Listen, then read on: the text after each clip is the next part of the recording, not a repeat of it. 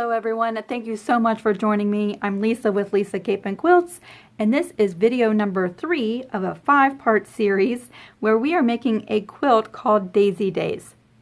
Now I'm so glad you're here. Today we're going to be doing some paper piecing. So let's just catch you up in case you're just now joining us. In week 1 we did some applique, and so here's a little portion of what we did in the first video. And then in the second video we did a square and a square, or I walked you through the steps on how to accomplish the square and square portion of this quilt. Now in this week's video I'm going to walk you through the steps on how to do the paper piecing portion of this pattern. And so let me just show you the units that we're going to be making today. This is a lot of fun, and I'm going to walk you through all of the steps, and then at the end of the video I'm going to show you how I do chain piecing paper piecing.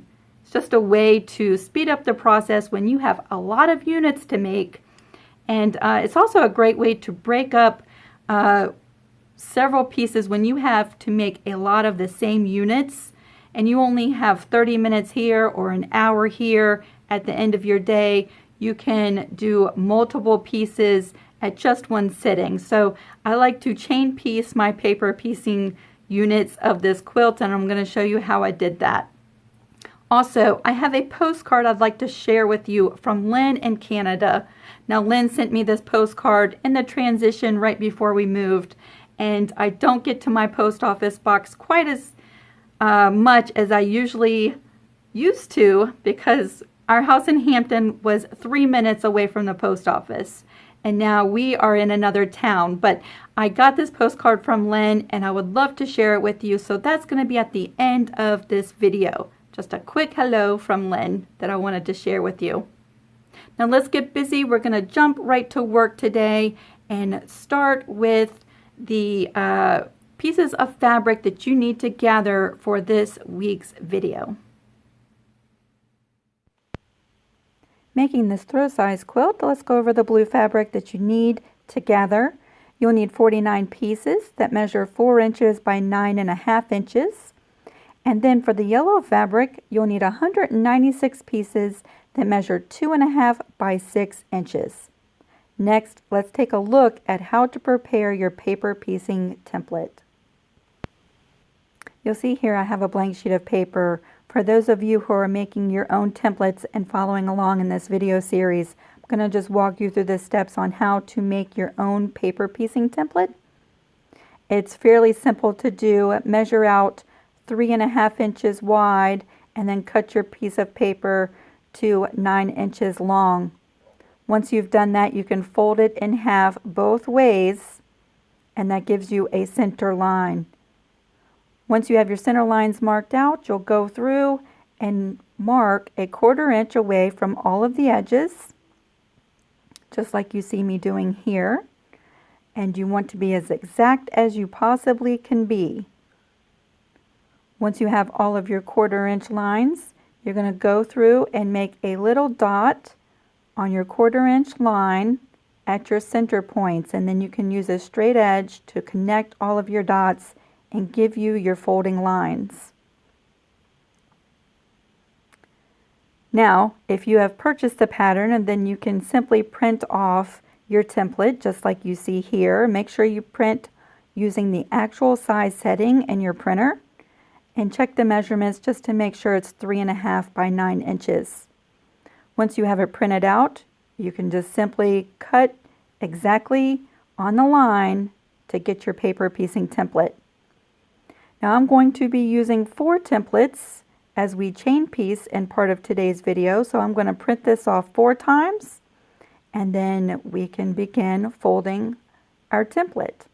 So you see I have several copies here, and we're going to take a straight edge ruler just like this. If you have any kind of straight edge that's fairly thin, go ahead and line that up on your folding lines like you see me doing here, and pre-fold your line as exact as you can get. I like to really crease mine so it's nice and flat. We're going to do that for all of the 4 folding lines, And you'll see me walk through those steps right here.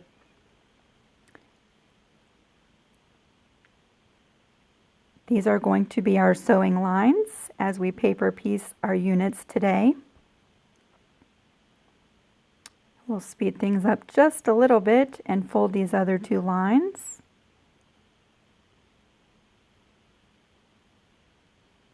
Just like you see me doing here. And you'll do that for each one of your paper piecing templates. Now we're ready to go to the iron with our paper piecing template and our blue pieces of fabric, and you can see I have a Elmer's glue stick and just a small little pressing cloth. To begin, we're going to lay our fabric with the pretty side facing down, and I like to use a glue stick and glue the edges and center portion of our diamond shaped directly in the middle of our paper piecing template. We're going to lay the glue side down onto the wrong side of our blue fabric and make sure the fabric extends all edges of your paper piecing template. The next thing I'm going to do is just dry that glue really fast with a hot iron on a cotton setting. And I'll do this for each one of my blue pieces for my units that we're doing in today's video. This just takes a few minutes. The glue will be dry, and then we can work with our piece, and our blue fabric is not going to shift around and fall off of our paper piecing template. Next, we can go to the cutting mat, and we're going to trim off all of the extra around all four corners. Once your piece is nice and cool to the touch, we're ready to trim away all the extra bits from our blue piece of fabric. You can fold back the template on the pre-folded line, and we're going to trim away, leaving a 1/4 inch of our blue fabric that extends past our folding line. Go through and do this for each one of the four corners, just like you see me doing here. I'm lining up the line on my ruler to the folding line and leaving a 1/4 inch that extends beyond that fold.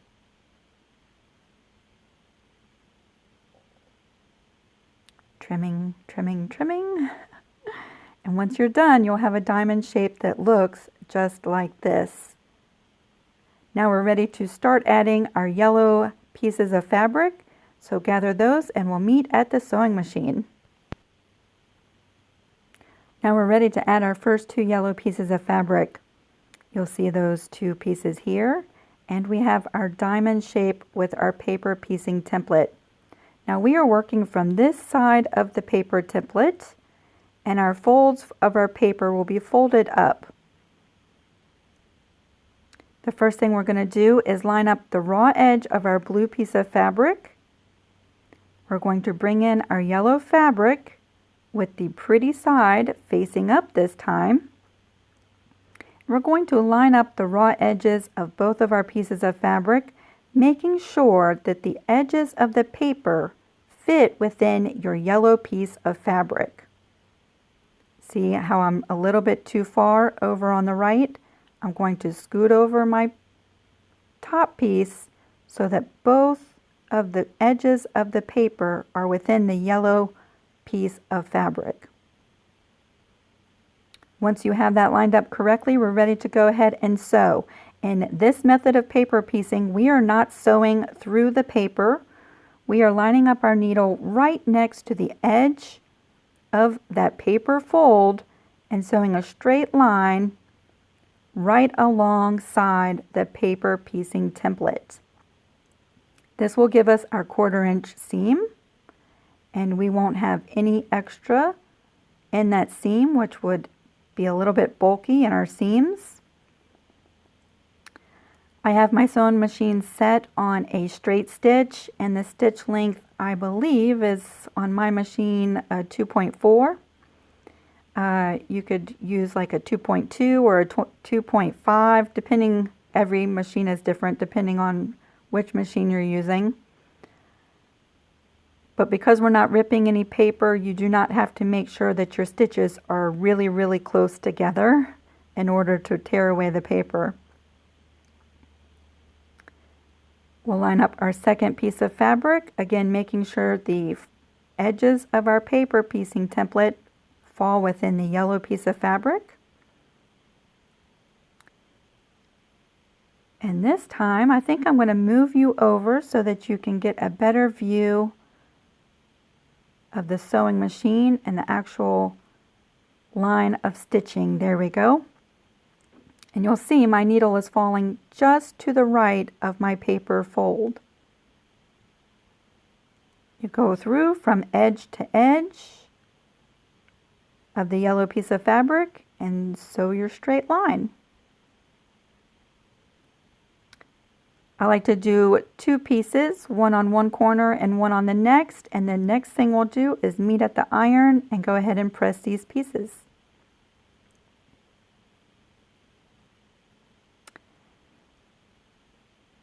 The first thing we'll do is go ahead and set those seams, and that's just a quick press before we open up our yellow pieces of fabric. Now let's open these up and give them a finger press, and then we can press these 2 seams. What I love about this method of paper piecing is that you can reuse these paper templates over and over and over, which makes it really a time saver. And it'll save a lot in paper use as well. Now that we've pressed these 2 pieces, we're going to bring these back to the cutting mat and we're going to trim away everything that extends beyond the left and right side of our paper piecing template. Using our template as a guide and making sure to stay really nice and straight, we're going to trim away everything that extends on the left and right side of our template, just like you see me doing here. I'll flip this around and do the other side. Be nice and careful not to trim away little bits of your paper piecing template, as it tends to get smaller and smaller the more units that you use it for. At this point, we can go ahead and add our next 2 pieces of yellow fabric on the other corners.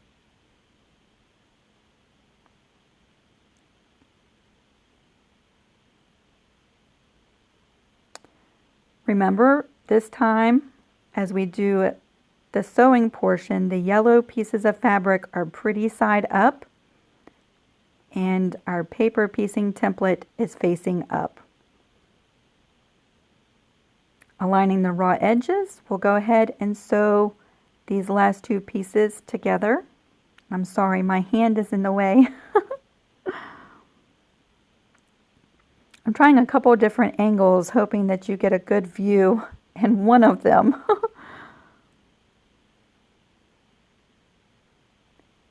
Keeping that raw edge lined up together, we'll just go ahead and sew this straight line all the way from one edge to the other edge of the yellow fabric. We'll remove that from the needle and then flip it around and add the 4th piece of yellow fabric.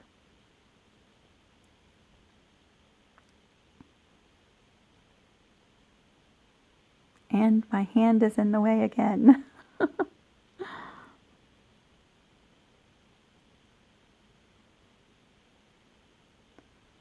Line that up, needle right next to the paper fold,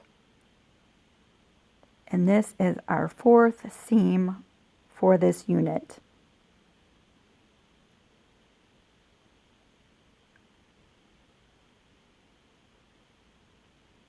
At this point, we can go back to the pressing board one last time and press these last 2 pieces of fabric.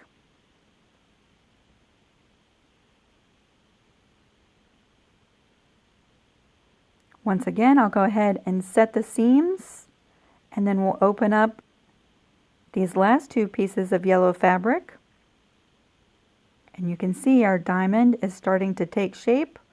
we'll do a quick finger press and then press from the pretty side, nice and flat. Now it looks a little crazy right this second, but we're going to go to the cutting mat one last time and trim away everything that extends beyond our paper piecing template, and you'll see the magic of our diamond sashing. So let's go ahead and get rid of everything beyond our edges.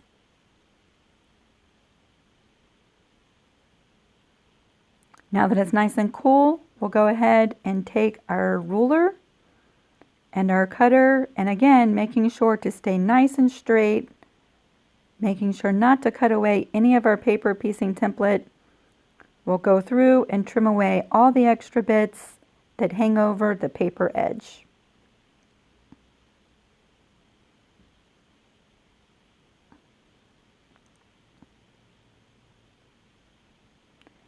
Then once that's done, you can easily remove the paper off of the back, just like you see me doing here. And it doesn't really take much if you use the glue stick. I used the Elmer's Glue Wall glue stick. And there we go. So here's one that I did earlier this morning. And you can see how perfectly pieced these two diamond sashing pieces are. And I can reuse this template over and over and over again. So now I'm ready to go ahead and prepare several pieces, and we're going to do some chain piecing together. Now, like I mentioned at the beginning of this video, I personally find the chain piecing to be a lot more productive. I can sit down and prepare 4 or 5 blue pieces, get them on my paper template, trim them up, and then when I have 30 minutes or so to sit down, I feel like I'm accomplishing a lot more. I'm just going to bring you along and let you watch as I do the paper piecing portion for 4 units. Just like I showed just a minute ago, I go through and add the first piece on one corner, and then I flip the whole unit around and do the exact opposite piece on the other side. So I'm doing 2 pieces on one unit before I go and do any pressing. At this point, I've pressed open my seams and trimmed away the first 2 pieces of yellow fabric, and now we're adding the last 2 pieces. And I'm simply sewing one seam, scooting that out of the way, and bringing in the next piece. I'm doing 4 units here, and so once I get to my 4th unit and sew that seam, I remove it from the sewing machine, and I like to go ahead and just snip the connecting threads between my units just to make sure that I'm not losing any of the paper pieces off of my blue fabric. And then I will do the last pieces just like you see me doing right here.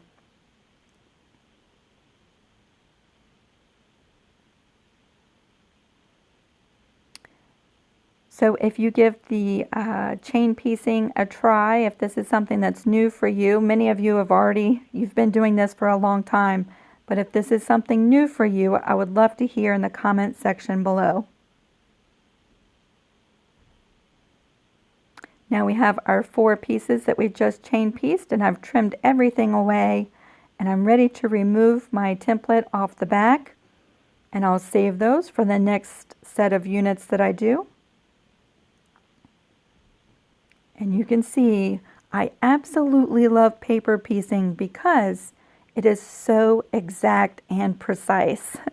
Everything is all lined up, and you'll see I have the extra bits at the points of my diamond.